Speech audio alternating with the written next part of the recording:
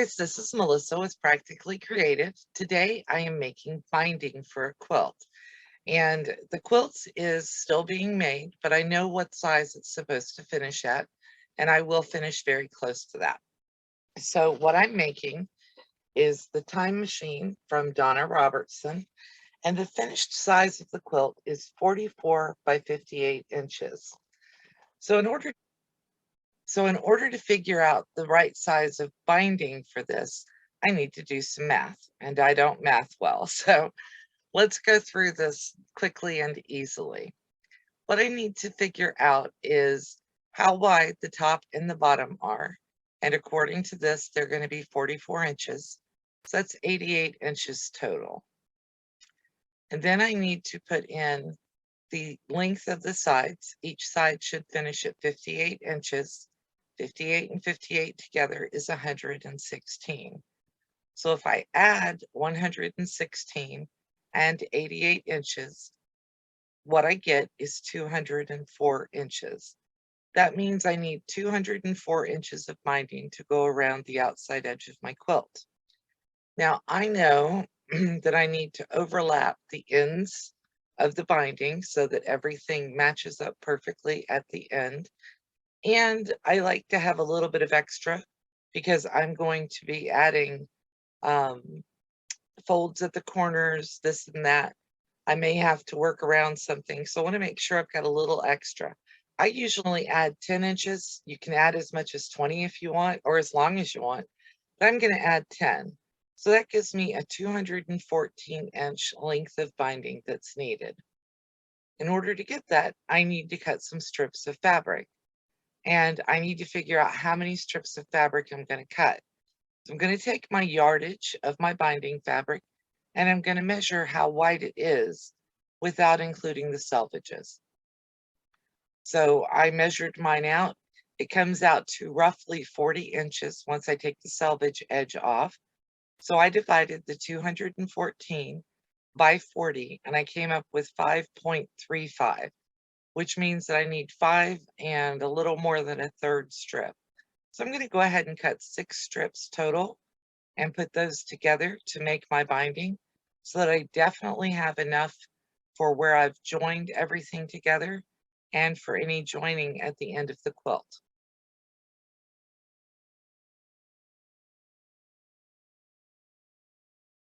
So the next thing I'm going to do is I'm going to show you how to put the binding together and how to iron it so it'll be ready for when you get ready to do your quilt. I will do a separate video tutorial on how to actually add binding to a quilt. I just wanted to make sure I walked you through how to come up with enough binding and then how to put it together so that you have it ready for when your quilt is finished. Here we go.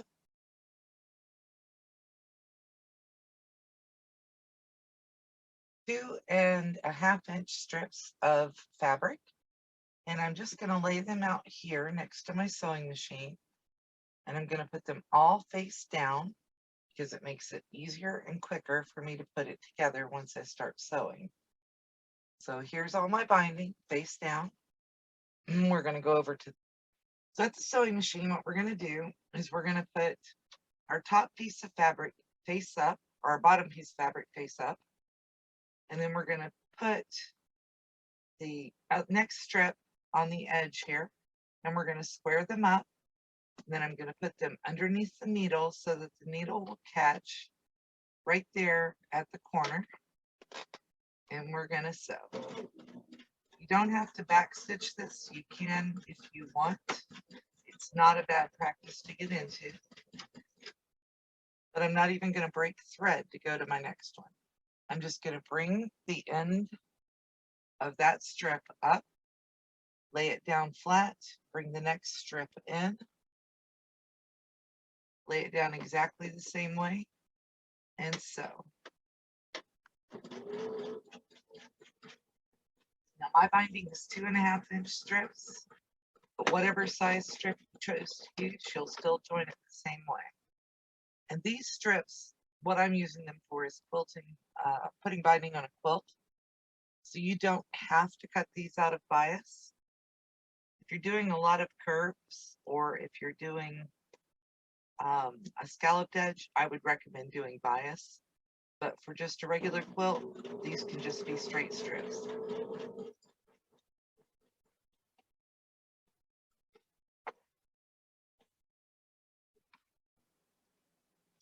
And if you like, you could use jelly roll strips and just take various strips out of the jelly roll. I like to do that sometimes if I have a few strips of a jelly roll left over. And I'll do it either and use it in the quilt that the rest of the jelly roll went to, or I will use it and make it a scrappy binding for a scrap quilt. Both of those are nice ways to use it up if you just want to use up the jelly roll strips. All right. So now what I'm going to do is I'm just going to cut the threads in between.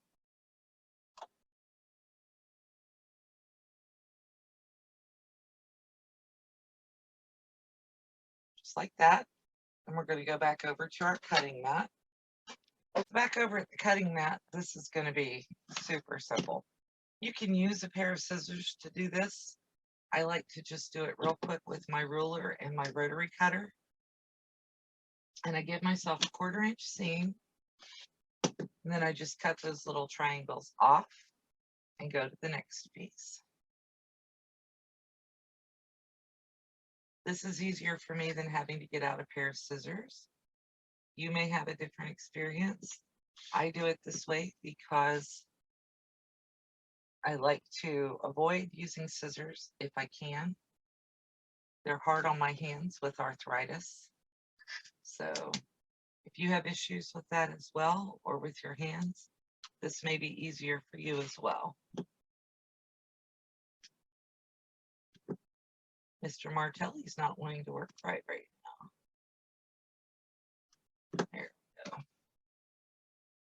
It only takes a couple of seconds to do it this way. And you can see that my fabric is laying properly. I knew it was, but I thought I would show that to you. So you can check yours if you want to before you cut. That way, if you need to pick something out, you can do it before there's an issue. All right, and I'm keeping these HST pieces for something else. And then the next step is we want to iron all of this binding. So now what I'm going to do is I'm going to lay this binding down on my ironing board. I'm just going to fold it in half. And this is a fairly short piece. It's only 5 2.5 inch strips. But I'm just folding it in half. Go down to the next piece. And just keep folding as you go.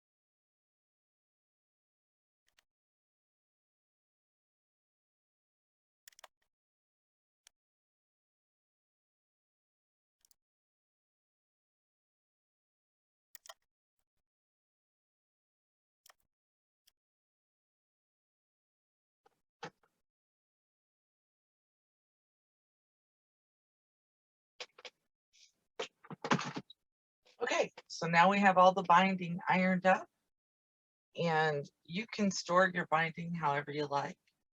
I sometimes put mine on these little dolls that I just painted up, or you can wrap them around a piece of pool noodle. I've shown that before. You can just bundle them up and put a rubber band around it. I like to pre-make binding when I'm in the mood to just sit and do it. and I was in the mood today, so just gonna wrap it around here. I'll put a pin in it when I get it all wrapped up, and then we will set it on our shelf so when we need it, it's ready to go. Her head feels like it's moving today.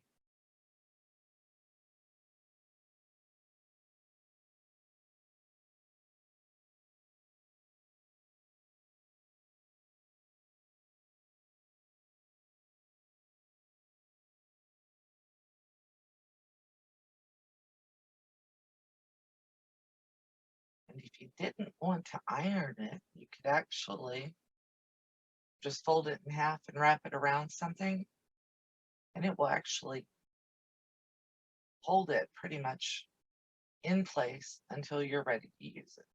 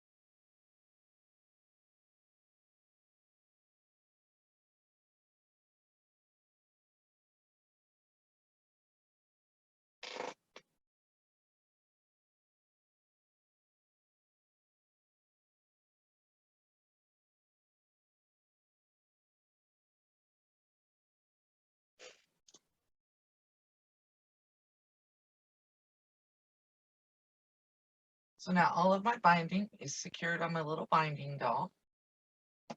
I can set it